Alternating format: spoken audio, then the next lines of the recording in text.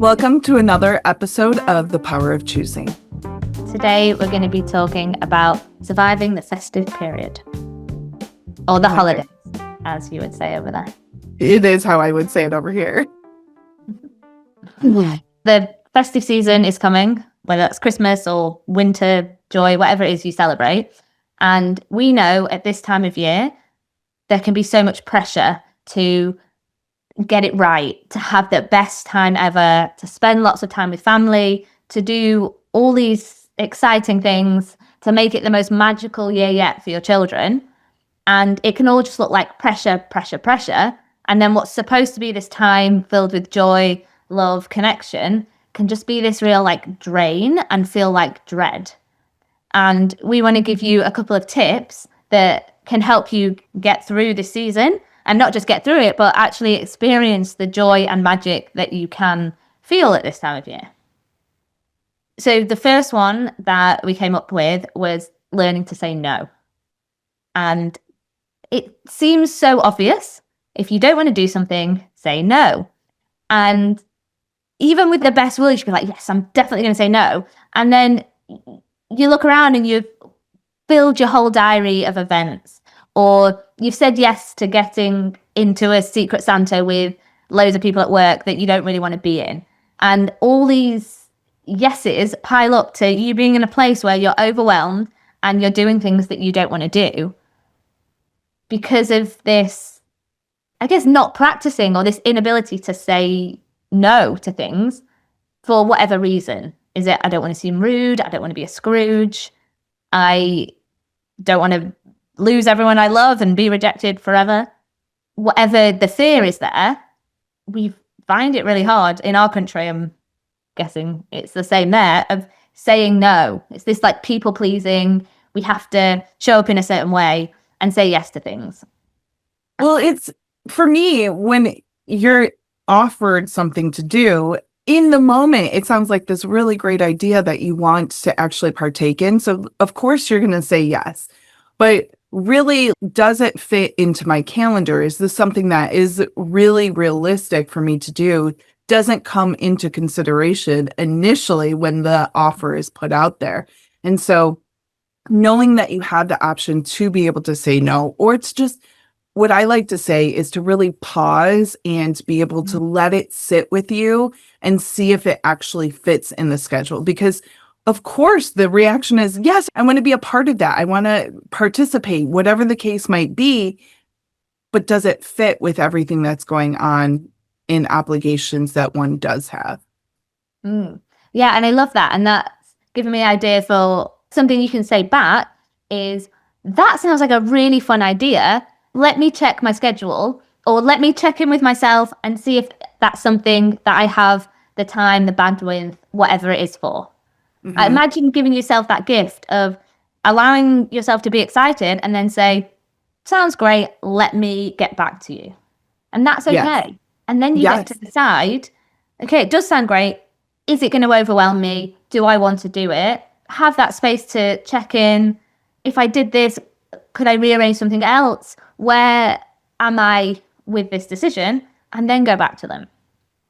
And if you did get caught up in the moment and say, yeah, that's great, I love it, it's okay to sit back, reflect, you're feeling overwhelmed, and say, actually, I know I said yes, and it does feel really exciting, and actually I don't have the time, the space, the bandwidth, so I'm not going to be able to do it. And yes. That is okay. You are allowed to say no after the fact. Well, I do this outside of even the holiday season or anything, where it's like, I'll agree to an appointment and then I go to put it in my calendar. You would think I would look at my calendar first, which I didn't. I'm like, oh, that doesn't work. So there is that space to be like, unfortunately, that does not work. If there's an option to be able to create a different time, cool. If there's not, then it's just say, I really was interested in doing it, maybe next year, or whatever the case. But I did like your example of, yes, it sounds really exciting. Let me look at my calendar. Let me check in with whomever it might be, is a great way to be able to really make sure and check in that it does actually work. Yeah, and thinking back to me pre-children, I was the most sociable person. I would say yes to everything, and I loved it. And I loved being around people. It really filled me up, and it was like who I was. I was a sociable, friendly, happy person that was always the last one leaving the night out, and my life was really fun. And I had no responsibilities. And then children came along, and with one, I did really well at making mum friends and going for mum dates, and had a really nice time doing that. And then I had two, and it was harder to want to be organized, to meet people. And I'd realized that, oh, like I haven't seen anyone for weeks. And it was like, but that's not who I am. I need people. I'm so social. And actually, what I was doing was I was just listening to what I needed. And I wasn't putting lots of plans in, and I wasn't creating lots of social events because I had two children and they were my focus. But that part of me really wanted to make it wrong. Like, but this is not just you. What are you doing? You're so lonely. And it was this like battle between my old self and this new me who had different priorities. And yes, I still love socializing, and I'm okay. That looks like once a month rather than every other night because I'm in a different place. So I'm saying no, and that's okay. And I just have to let the old me know that we're okay. Mm-hmm.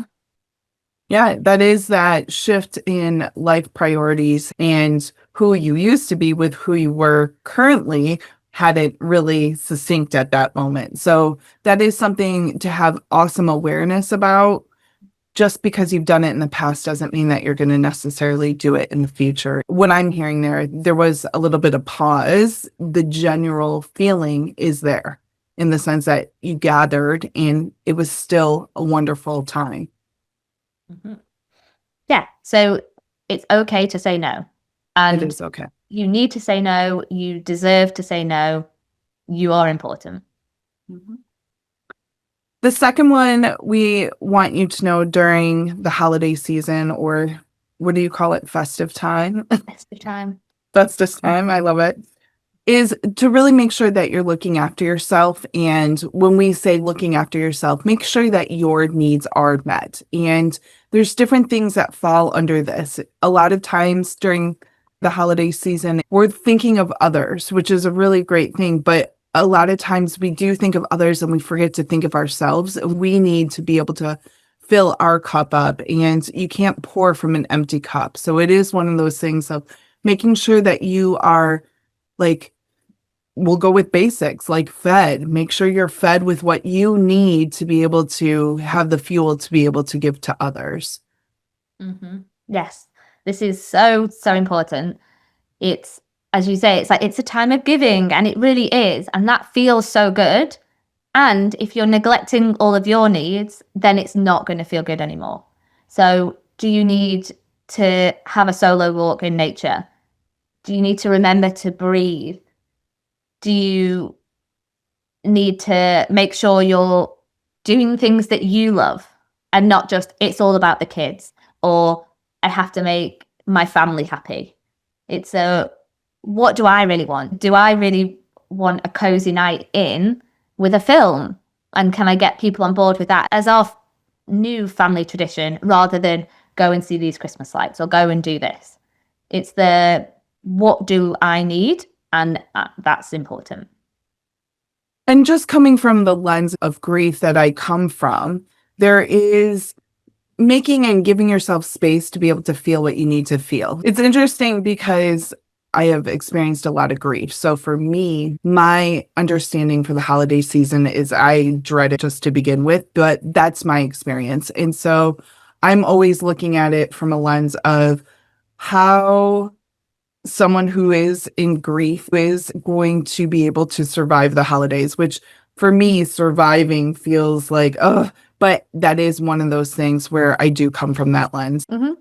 Yeah. And if you are surviving, then that's okay. You are allowed to feel grief, and you're allowed to be sad and be whatever you need to be at this time. And wherever you're at, however you want to experience this season, that's okay. Hmm. You can experience it with lightness and joy rather than pressure to be something you don't want to be.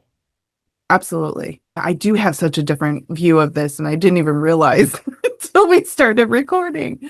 Mm-hmm.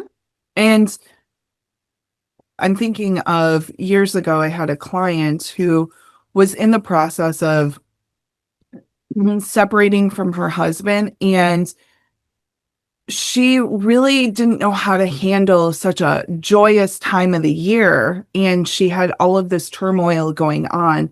And I was able to say that is a sense of grief. Like it's not necessarily always recognized.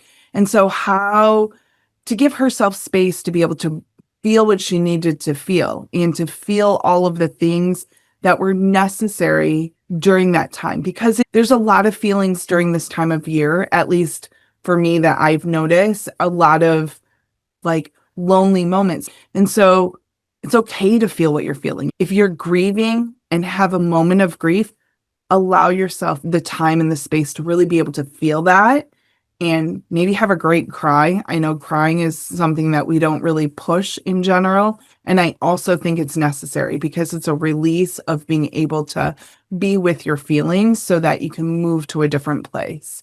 And so that would be my Mm-hmm. encouragement is to like, what do you need? I need a good cry. That's what I need at Mm-hmm. times during the holiday season. Yeah, and ignore that voice that says, I have to be happy, it's Christmas. So, yeah, look after yourself. And the third is choosing what you want. So, you get to decide what your Christmas looks like.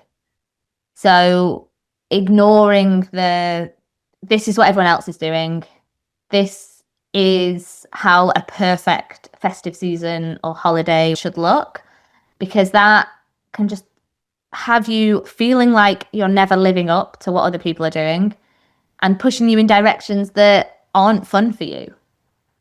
I don't know if there's the same tradition over there, the elf on the shelf. Mhm. And people love it. You have this mischievous elf, and in the morning, they're doing something like they've got into the flour and then you've sprinkled flour everywhere, or they've got into the plant pot, whatever it is. And then every day you're supposed to come up with something new. And some people love it and have a great time with it. That just doesn't feel fun for me. And It like wouldn't feel fun the, for me. it doesn't. The like having to come up with all those ideas and having to clean up a mess that you've just created. And even the pretending that there's an elf running around the house at night, like none of it feels good for me. And that's okay. I don't have to do that. Maybe there's going to be a fallout of why doesn't the elf come to my house? And I get to decide how I play that when the kids are older and in school. But I don't have to have that pressure if it doesn't bring me and my family joy. I know from for my family when I was growing up, one of the things that happened was my grandparents really felt they had everything they could possibly need in life, and they really got sick and tired of gifts. Gifts was really one of these things where it just became like annoying. And so what my grandparents did that I absolutely loved is they implemented this buy something for every single one in the family from the dollar store and we'll all open it together. So we're spending $10 or less for Christmas. We all got to like open something. It got to feel fun. It got to be playful. And so for us, it was always taught to us it's about the experience. It's not about the actual gift itself. So what your season gets to look like, if you are a person that loves gifts, have at it. I personally am not. I enjoy an experience versus an actual physical thing. And so that's what works for me. That does not need to work for someone else, but figure out what it is that you actually want your time, your remembrance of it going to be. I look back at my childhood and we had this moment with everybody. I remember my mom gave carrots out to everybody who didn't have glasses and then gave like glass cleaner for people who did have glasses. So it was this fun like way to be able to celebrate. And we all got something that was useful, like a carrot. Yeah, one of my memories is my dad going down to check if Santa had been, but I don't remember any of the presents we got. It was just Right. we're all anticipating this magic. Like, has he been? Is there magic under the tree? And then all just being there in the morning. And presents are a real tricky one, especially when you've got kids, because kids expect presents. And I have a 2-year-old who isn't there yet, and she's got an older brother. So every single toy he's ever had is there for her to play with. She doesn't need anything. She won't remember or know. And it's this like, oh, but is it really mean if I don't get her anything? It's her birthday in December. So I've got birthday, 2 weeks later, Christmas, for someone that doesn't need anything. So I'm torn because I should get her gifts and I don't want to because she doesn't need anything. I think if I wrapped up an apple, she'd be really happy. And I think maybe that's what I'll do. Mm-hmm. So yeah, do Christmas your way. If you want to, I was going to say go play in the snow, but we never get snow. I want to play in the snow. We get snow. I'll come there. Yeah. Whatever your Christmas looks like, it doesn't have to be Instagrammable. You don't have to do all the magical things and day outs with kids. Kids just want to be with you. And family time can be cheap and fun and less stressful. Mm-hmm. Yes. Zoning in on what it is that you want to experience from your time during this holiday season, even if it's just one tiny thing all season long, or if it's one tiny thing per day, whatever the case might be, doing whatever makes you happy, really giving yourself time just to check in with yourself and know, like, yes, this fills my cup up.